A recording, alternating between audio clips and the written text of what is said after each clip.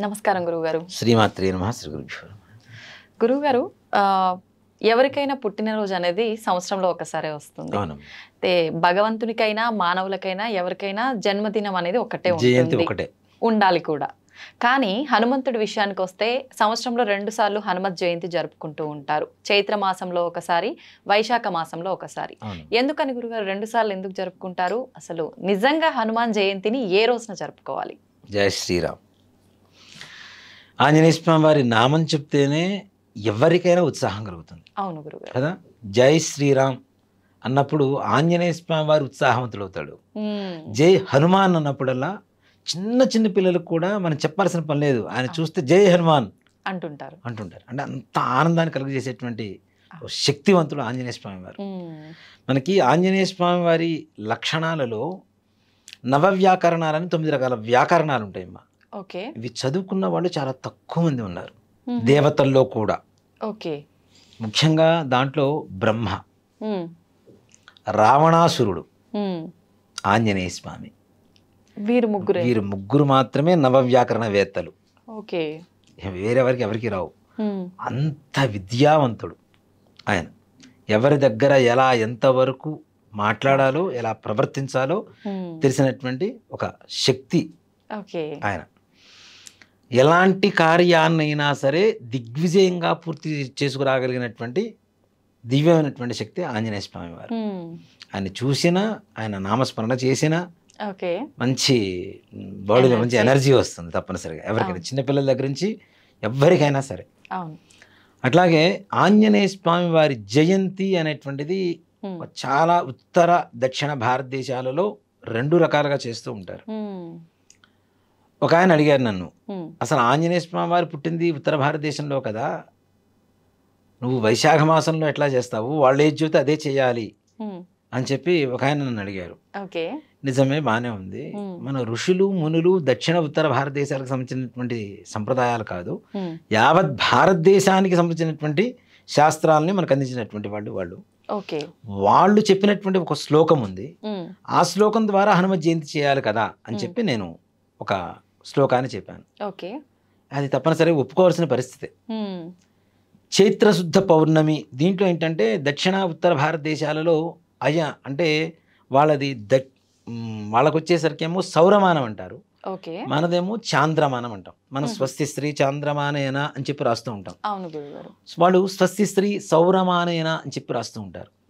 వాళ్ళు సూర్యుని ప్రధానంగా తీసుకుంటారు, మనం చంద్రుని ప్రధానంగా తీసుకుంటాం. అందుకనే మనం అమావాస్యను విసర్జిస్తాం, పౌర్ణమిని పండగ చేస్తాం. వాళ్ళు పౌర్ణమిని అమావాస్యగా భావించి విసర్జిస్తారు, అమావాస్య రోజున పండగ చేస్తారు.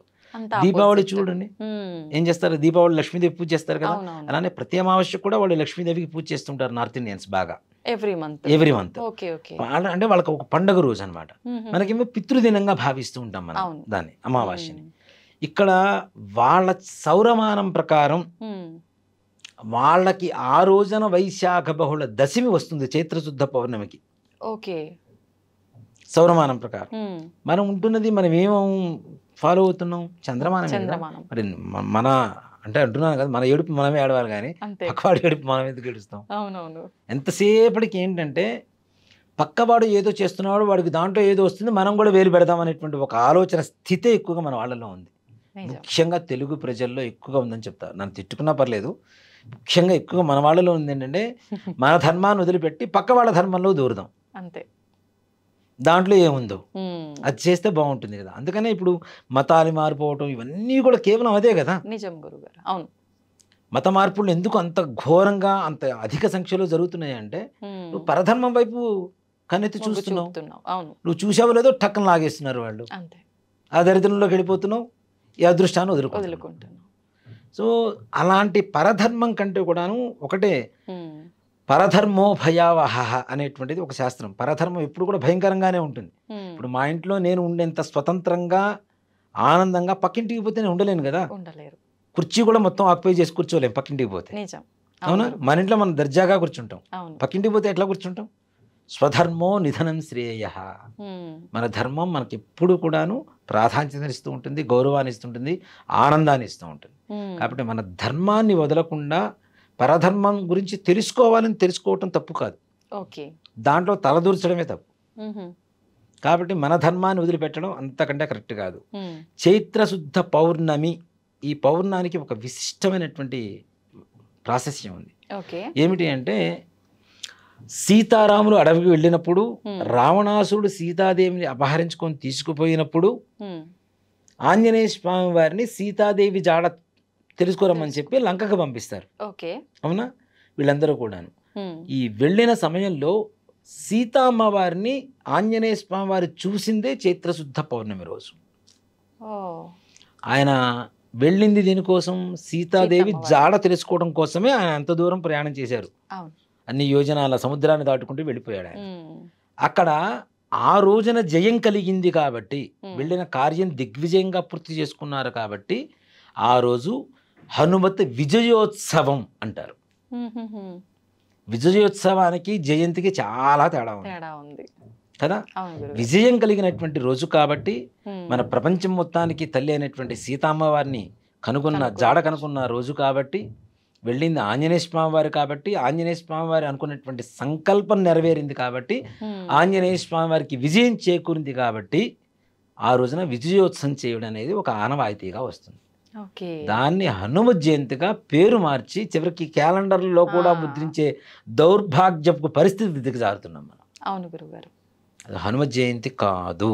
ఉమ్, మరి హనుమ జయంతి ఎప్పుడు చేసుకోవాలి? ఉమ్, వైశాఖే మాసి కృష్ణాయాం దశమ్యాం మందవాసరే ఉమ్, పూర్వాభాద్ర ప్రభూతాయ మంగళం శ్రీ హనుమతే అనేటువంటి శ్లోకం ఉంది.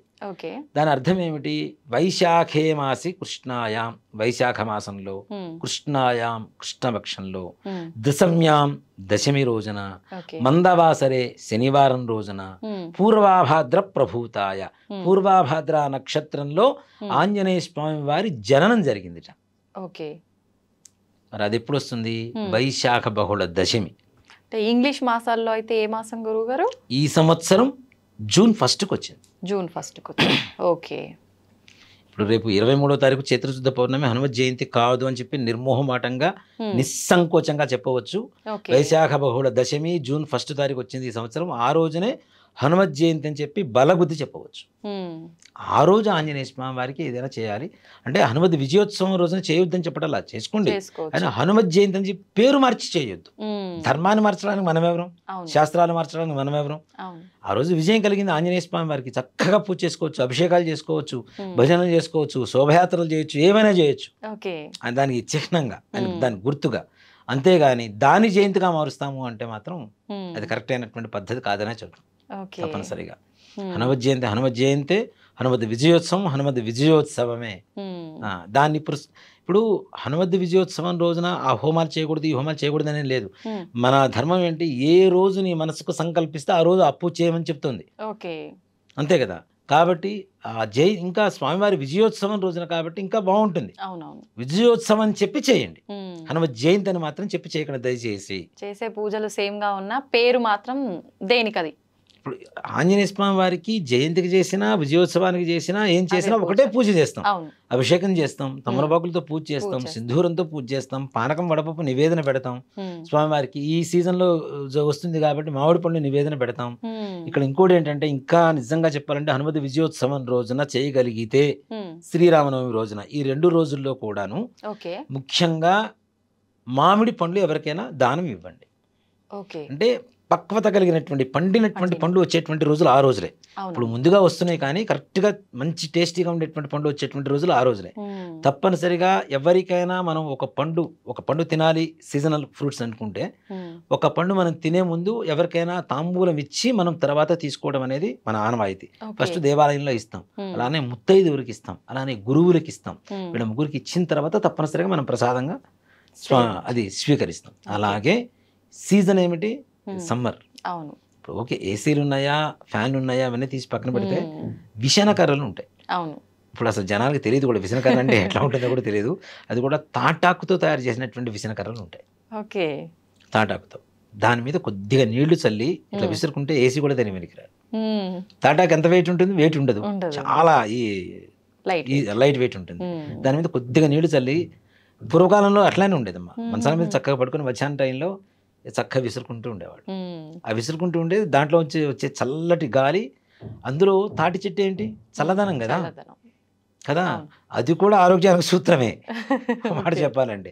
ఈ సీజన్లో ఇవి నలుగురికి పంచడం ద్వారా ఆ, చాలా మంచి జరుగుతుంది. ఓకే.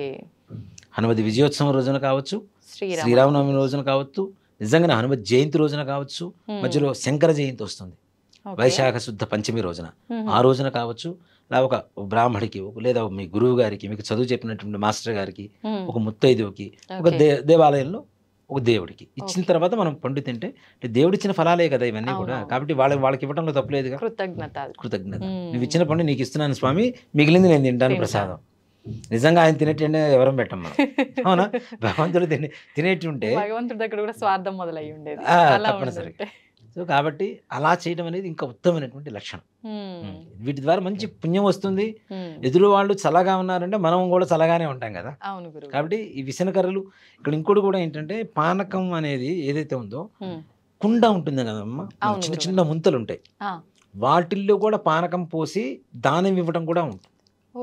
తప్పనిసరిగా అది బ్రాహ్మడు కావచ్చు, ఇంకెవరికైనా సరే కనీసం తప్పనిసరిగా అలా దానం ఇవ్వడం ద్వారా కూడాను మంచి ఫలితాన్ని పొందవచ్చు. అంటే కుజుడు ద్వారా వచ్చేటువంటి దోషాలు ఏవైతే ఉంటాయో, శని ద్వారా వచ్చేటువంటి దోషాలు ఏవైతే ఉంటాయో, వీటి ద్వారా తప్పనిసరిగా వెళ్ళిపోతుంది. కుండ దెంతో తయారు చేస్తాం, ముంత కదా కుజుడు, పానకం అంటే బెల్లంతో తయారు చేస్తాం అంటే శని, దోషం పోతుంది కదా. దీని ద్వారా కూడాను గ్రహస్థితి మనకి మారిపోయి మంచి జరిగేటువంటి అవకాశాలు ఉంటాయి. థ్యాంక్ యూ గురుగారు. ధన్యవాదాలమ్మా. శ్రీమాత్రే నమః. శ్రీ గురుభ్యో నమః.